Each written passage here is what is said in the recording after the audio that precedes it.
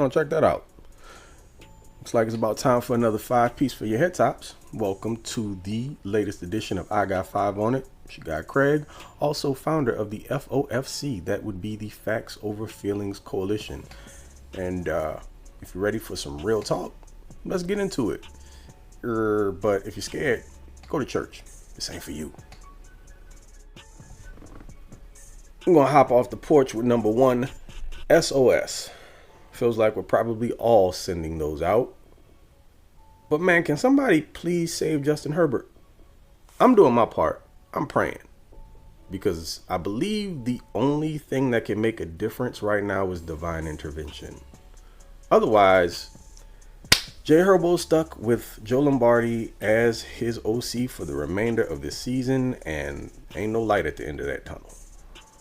Wasn't Herbert like a 4-point-something student at Oregon, biology major, something like that, right? I can imagine this kid sitting in those offensive meetings every week, listening to Joe Lombardi's game plans and thinking to himself, man, that's that bull. But super humble kid, sure he keeps a straight face about it. Better man than me. You're a saint, bro. I don't know what else to say. Moseying right along on to number 2, WAP. Not what you were thinking. This has nothing to do with Cardi B or Megan Thee Stallion. Trust me, they ain't jumping on this track. No, folks, this is whack play calling on both sides of the ball. This offense still hasn't scored in the third quarter since what, week 8? Cool. Not sure how that happens. And also, for some reason, doesn't seem to matter who is out there blocking, if that's what you want to call it, for Justin Herbert. At one point, he was down 4 of his 5 starters on the offensive line last week, and Joe still felt like dropping him back 47 times was the thing to do. Running game, non-existent. Past that at this point. Just clearly ain't happening this year. And on the defensive side of things, for some strange reason, the genius known as Brandon Staley couldn't concoct an equation where they could take away the Raiders' only viable offensive threat in the passing game, Mr. Davante Adams. Guess the math wasn't mathing this week for Brandon. It's not the first time, though. You know what? Speaking of Brandon, this actually leads me right into number 3. That's scary hours. I went back and watched the second half of the game, and I noticed something. Did this on purpose, actually. I just wanted to see what Staley looked like at certain points of the game in the second half. And no joke, I saw a man who looked somewhat defeated. Just not really engaged.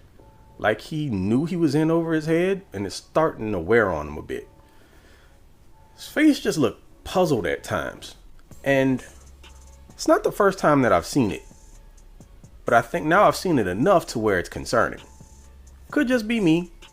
I'm a person who has a tendency to overanalyze things, but I don't know about this one. I think I might be onto something. Have a look for yourself. Whatever you think is, what you think. It's just what I picked up on. Let me go ahead and fix my posture. I'm clearly annoyed, y'all can tell, but I got to do better. Number 4, Hello Darkness. This feels like another one of those middling, near somewhere around 500 seasons for this team, right? Another middle of the first round draft pick. I'll tell you what, though. This game against the Dolphins scares the hell out of me. If the Chargers can't manage to contain teams that have one explosive threat in the passing game, what the hell are they going to do with what seem to be the 2 fastest human beings on planet Earth?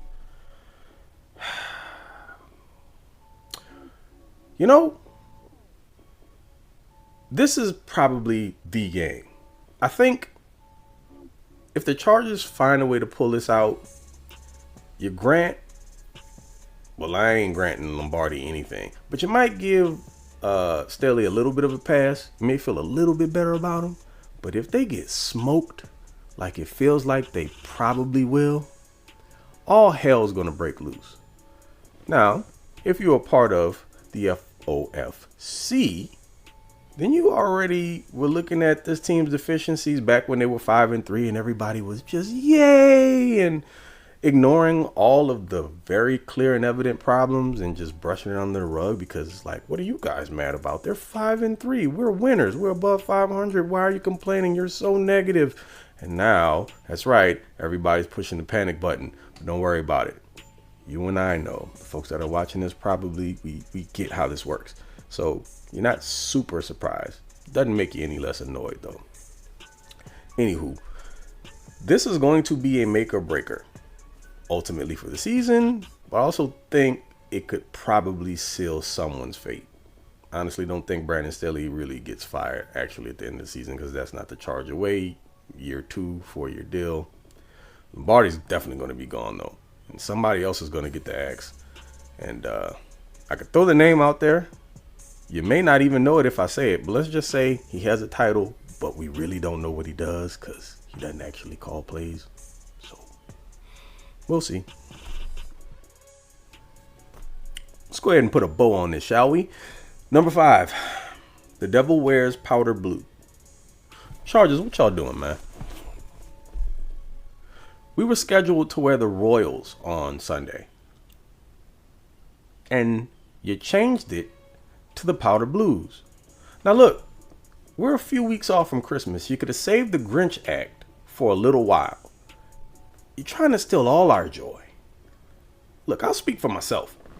I was looking forward to that. I love the Royals. And have you seen our record in that uniform combination? I don't know, maybe they're going to replace it in a different game, but that would have looked beautiful under the lights. And if we do get massacred, at least we'll do it in style.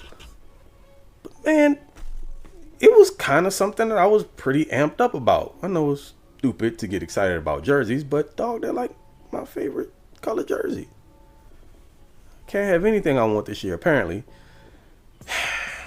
But alas, folks, this one was rough. Hard to push through, and I really don't have a silver lining to grasp onto. Season's not over. Chargers pull this off, then there's still hope. But I ain't feeling too great about it. Either way, y'all know who it is, and regardless as to whatever the outcome of this game is, God please win, because I can't deal with Emmanuel Acho having to gloat about this crap. But whatever, your boy will be back with another 5 of them things, hot and spicy for your head tops. So until the next one, take it easy. Try not to let this team drive you insane. I'm out. Gone.